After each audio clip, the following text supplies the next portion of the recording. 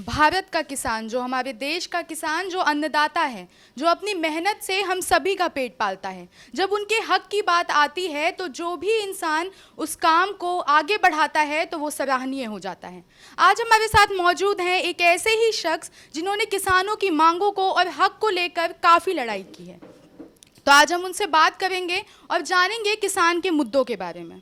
Sir, बहुत बहुत धन्यवाद आपका हमारे चैनल के साथ जुड़ने के लिए।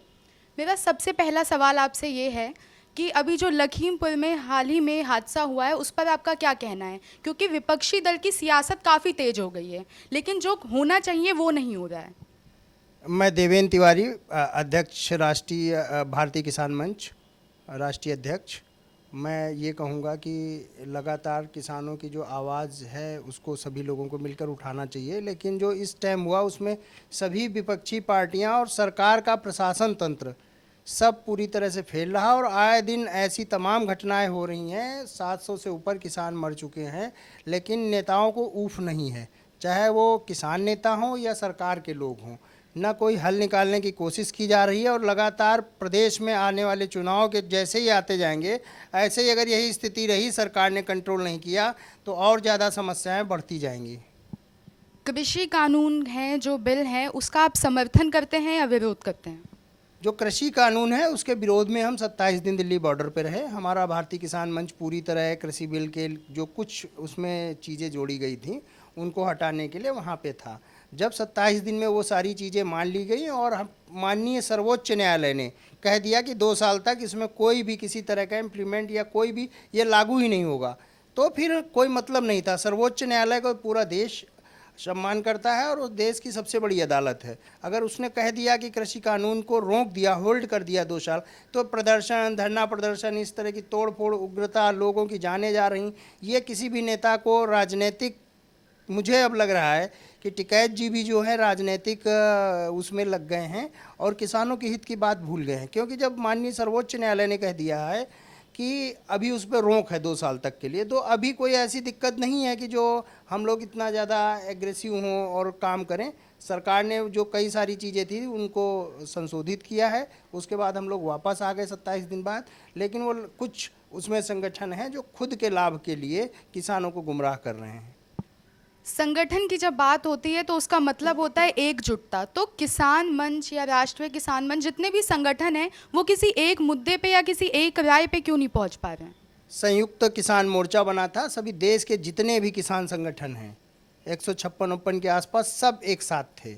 लेकिन जब एक साथ थे, जब उनके साथ छलावा होने लगा बाकी लोगों को, एक व्यक्ति जो टिकैत है उसने सारे संगठनों को इस तरह यूज़ किया कि जिस तरह पॉलिटिकल लोग यूज़ करते हैं, और उसने एक तरह का अब माहौल क्रिएट किया और उसने पूरा जो आंदोलन था उसका मोड़ ही बदल दिया।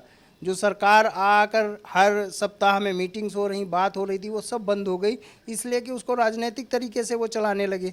किसान संगठन जिस तरह से धरना देता है, जिस तरह से हम लोग पहले वहाँ थे, उस तरह से वहाँ कुछ नहीं है। अभी जो स्थिति है उत्तर प्रदेश में किसानों की, उसको लेकर क्या मांगे हैं आप लोगों की सरकार से? हमारी किसानों को लेकर कुछ मांगे थी कि पयाली पे मुकदमा ना लिखा जाए तो वो हो गया, गन्ना किसानों का भुगतान हो, उनका पैसा बढ़ाया जाए, उन सब चीज़ों पे सरकार ने मान लिया है और सरकार ने घोषणा भी कर दी है कि वो सारी चीज़ें जल्द से जल्द फुलफिल की जाएंगी। केंद्रीय सरकार का दावा था कि 2022 से पहले पहले किसानों की आय को दोगुना किया जाएगा, तो क्या ये वादा अभी तक पूरा हुआ है? नहीं ऐसा अभी तक कुछ नहीं हुआ। दावे तो सभी सरकारें करती हैं कि हम 2 गुना कर देंगे, लागत मूल्य हो या किसानों के लिए, लेकिन सभी लोग सिर्फ किसान को वोट बैंक की तरह यूज करते हैं। अब चुनाव आने वाला है, इसलिए सभी लोग फिर प्रलोभन दे रहे हैं।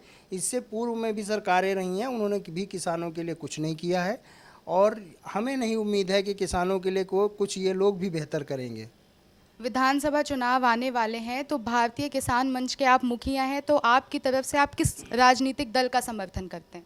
मैं किसी राजनीतिक दल का समर्थन नहीं करता हूं, मैं व्यक्ति विशेष का समर्थन करता हूं कि जो क्षेत्र में, जिन जिन क्षेत्रों में अच्छे विधायक हैं, जो अच्छे प्रत्याशी हैं, जो रियल में किसान और गरीब की बात करते हैं, उनका समर्थन करेंगे, ना कि किसी पार्टी का करेंगे। जो अच्छा काम करेगा अपने क्षेत्र में, वहाँ पे हम सर्वे करा रहे हैं, उन लोगों की पूरी तरह से मदद होगी जो लोग क्षेत्र और गांव, गरीब और किसान की बात करते हैं।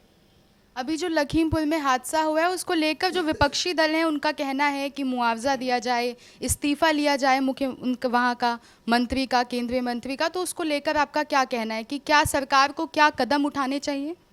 मैं पूरी तरह से कहूँगा कि वहाँ पे जो भी हुआ वो बहुत गलत था। किसानों की तरफ से जो भी रहा और जो सरकार के मंत्री की तरफ से रहा, दोनों की विशेष निगरानी में जो टीम गठित की गई है, निष्पक्ष जांच होना चाहिए। अगर दोषी है मंत्री तो मंत्री के खिलाफ भी कठोर कार्रवाई होनी चाहिए 302 के तहत। और जो किसान वहाँ पर जिस तरह से वीडियो वायरल हुए, जो लोग मार रहे थे ड्राइवरों को वहाँ पे जिस तरह, उनके खिलाफ भी 302 का मुकदमा, क्योंकि आने वाले समय में एक सीख बने, लोगों को मिसाल हो कि अगर इस तरह का कोई कृत्य करेंगे तो उनके खिलाफ कार्रवाई होगी। और जो लोग इसमें मंत्री हैं या उनका बेटा है या किसान नेता जो भी उसमें सम्मिलित पाए जाएं, सारा खर्चा उनसे वसूला जाए, जिस तरह पूर्व में योगी सरकार ने वसूला था। ऐसा भी है कि मतलब जो भी मुआवजा दे सरकार वो उन्हीं मंत्रियों से लिया जाए, या फिर अगर ना पूरा पड़े तो वो मुख्यमंत्री खुद इस चीज़ को पूरा करें? हाँ बिल्कुल, क्यों नहीं पूरा पड़ेगा। जांच करें, नहीं होगा जेल भेजा जाए जब तक पूरी तरह से नहीं करेंगे। और 302 के तहत तो बड़ी कार्रवाई होनी चाहिए। अगर गाड़ी से रौंद के मारा है जिन लोगों को, उनको, और जिन लोगों ने लाठी डंडों से अन्य लोगों को मारा है, वो भी किसी के बेटे थे, किसी के भाई थे, किसी के घर के लोग थे। इस दुनिया में यहाँ पर कोई किसी को मारने का किसी को परमिशन नहीं है। कानून है, कानून के तहत कार्रवाई होनी चाहिए और कड़ी से कड़ी कार्रवाई होनी चाहिए उन सभी लोगों के ऊपर जो उसमें दोषी थे। और मैं एक राय सरकार को भी देना चाहूँगा कि अगर प्रेजेंट टाइम में अगर किसी प्रदेश का मुख्यमंत्री आता है, तो हमारा लखनऊ तहजीब का शहर है, लखनऊ को लोग तहजीब से जानते हैं कि बहुत अच्छा यहाँ पे स्वागत सत्कार होता है। तो प्रोटोकॉल का ना भूला जाए। कम से कम अगर उन्हें अरेस्टिंग भी हो रही है तो इस तरह से हो जिस तरह से एक वीआईपी की होती है।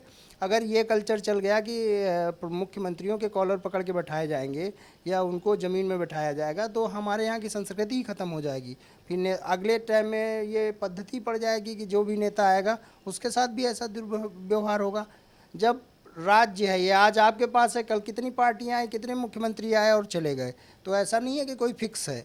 तो ऐसी कोई चीज़ नहीं डालनी चाहिए कि जो आगे चलकर और लोग भी उसको आगे करें। इसलिए हम फिर कहेंगे कि इन सभी लोगों के ऊपर जो किसानों के साथ हुआ है, मंत्री हो या उसका बेटा हो या किसान हो, जो भी इसमें इन्वॉल्व है, उनके खिलाफ कठिन से कठिन कार्रवाई होनी चाहिए।